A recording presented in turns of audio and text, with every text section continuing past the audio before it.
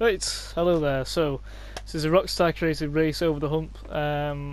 I'm gonna drive a solo lap of it, go through each corner, and then a couple of quicker laps after that. So, just check I've got all the right settings. Yep, looks pretty good to me. Right, let's get underway with this. So, fairly straightforward. There are a couple of bits you need to watch out for, but it's not too bad this race. See how this goes anyway. There are a couple of things where you've got a few choices. It's a case of how far do you want to push it, really. But once you're used to this track, there are some things I'd recommend doing over others just to get that extra bit out of your car. So, on the starting grid, you want to be moving over to the right if you can. Obviously, you can have other cars around you, but if you can move over here to get the right sort of position heading towards the first corner, you're going to be towards the right hand side just so you can cut over the curb ever so slightly and then get your right line into here. Now, as soon as you sort of exit that last corner, you want to be moving over to the left, ready for this bit. And you want to, but you don't have to come too far over to the left. And the reason is you don't have to keep to the right when you get through here, because it'll actually affect your line through the next corner. So don't go. You don't have to swerve all the way back to the left. You can sort of, when you're in the middle here, from after you come out of that corner, you can sort of go about here, I would say, and then turn in, because you want to end up on the outside here. You'll end up on the left going up to the next part. So when you get to this point, you'll notice that it actually sets you up better for this corner, because if you were on this side, you'd have a sharper turn coming up to here, which you don't want. And also, if there are any other cars going through there, if you happen to catch them on the inside, it might not go down very well with other players.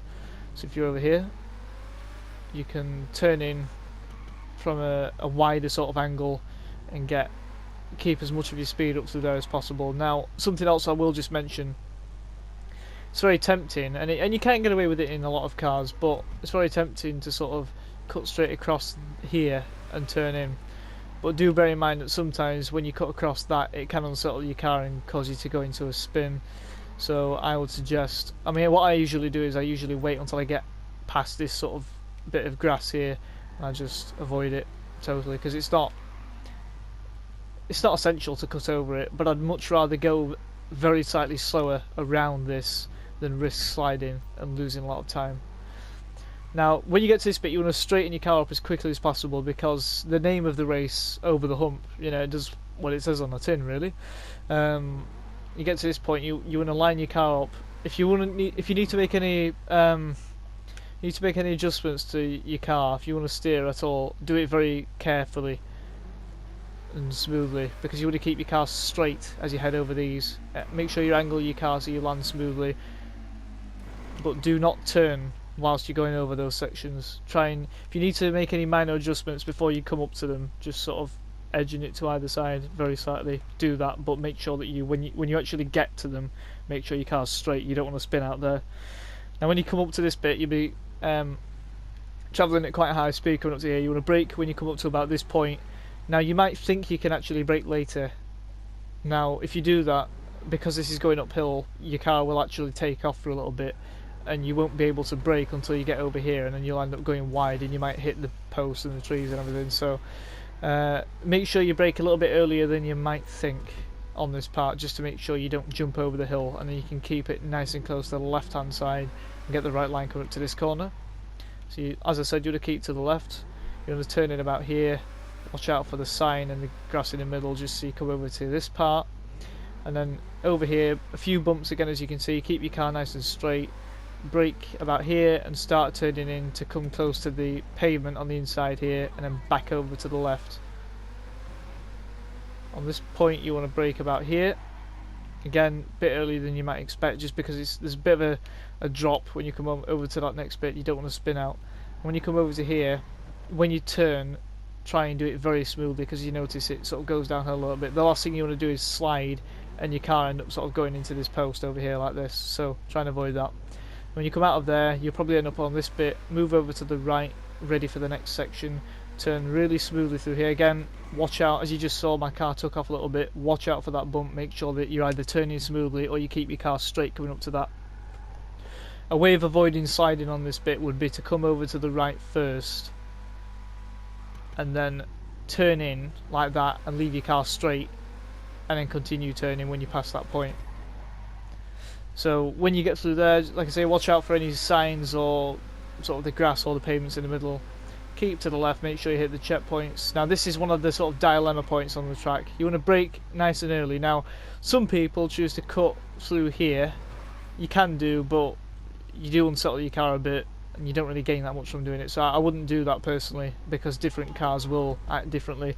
I've been doing all of these videos in the T20, but I wouldn't suggest doing that for any car really. I'd wait and I'd turn in nice and late. Now the dilemma thing I was talking about, you can stick to the road, come over to the left and turn in. That is a perfectly reasonable option, although you do have to make sure you're nice and smooth through there, because as you saw, my car actually took off again. There's a lot of that on this track where things are not entirely smooth. You're just going to be a little bit careful.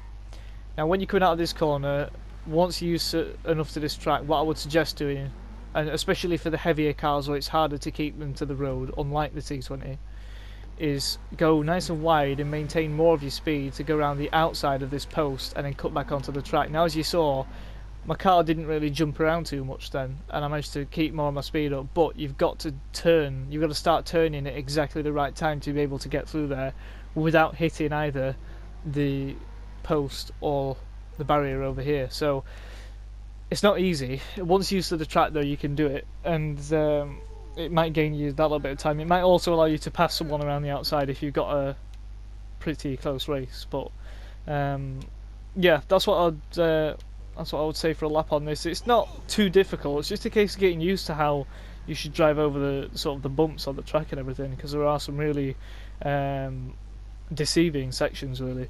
So I'm hoping that's been useful. I'm now going to drive a couple of faster laps, and hopefully you'll also see how I can come out of one lap and move directly to the next, and that should be quite helpful. So see how this goes. Yeah. It's hard, but it's real. You know what I'm saying? It's hard, but it's real. Hey. Been thinking, baby, I finally took the time. The wound is healing now, and now I realize Nothing you can say that could ever make me stay. Let me tell you, yeah. nothing you can do. 'Cause when it comes to me and you, she's just better. Bring it back, yeah. Bring it back, yeah. Bring it back, yeah. Bring it back. Nothing you can say that could ever make me stay. Let me tell you, nothing you can do. 'Cause when it comes to me and you, she's just better. In every way, and every day I am so thankful for her, such a feeling inside. You can say that could ever make me stay. Let me tell you, nothing you can do. 'Cause when it comes to me and you, she's just better. So I don't ever have to run away, and I don't ever wanna try to leave. A soft kiss on a summer day, it's the feeling that you're giving me, yeah. She's always a friend of mine, and it came to me right on time. No tears left for me to cry, 'cause it was you, not you and I. Say that could ever make me stay. Let me tell you, Say yeah, yeah. Oh, nothing you can do. 'Cause when it comes to me and you, she's just better. Bring it back, bring it back, bring it back. hold up. If you know it, sing along with me.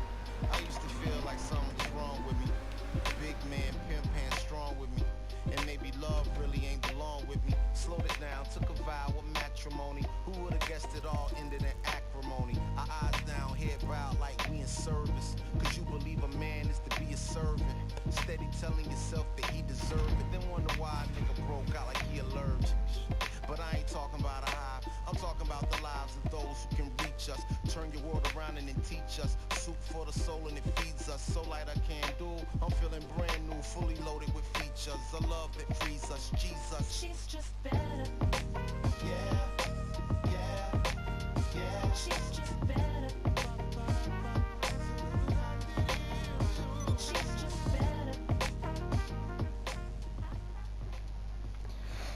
Right, so you'll notice what I will just comment on is on the final lap, I did actually hit the lamppost, as you look, not lamppost, yeah, the lamppost, sorry. Um, so I hit the lamppost on the final lap when I went over one of those sort of jump sections, and I sort of second guessed myself a bit really. That's why I was saying about if you're going to make any sort of adjustments to straighten your car up, make them very slightly just before you come up to the jump. It looked like everything was okay, but what I found was that when I actually went over it, my car sort of gradually moved over to the right in mid-air, which I didn't see coming, and I just clipped the lamppost. I thought I'd left enough space, but clearly not. So, in hindsight, I should probably also mention that it's worth making sure your car's positioned in the middle if you can. Obviously, if you're alongside other cars, you might not be able to quite do that, but it is possible to go over those jumps full speed. You've just got to make sure it's lined up properly. So, yeah, bit of a miscalculation on my part there, where I actually thought I was far enough over to the centre. Clearly not. So yeah, just that ever so slight move over to the right meant it was enough to carry me over to the lamppost, and obviously in different cars it will affect it differently.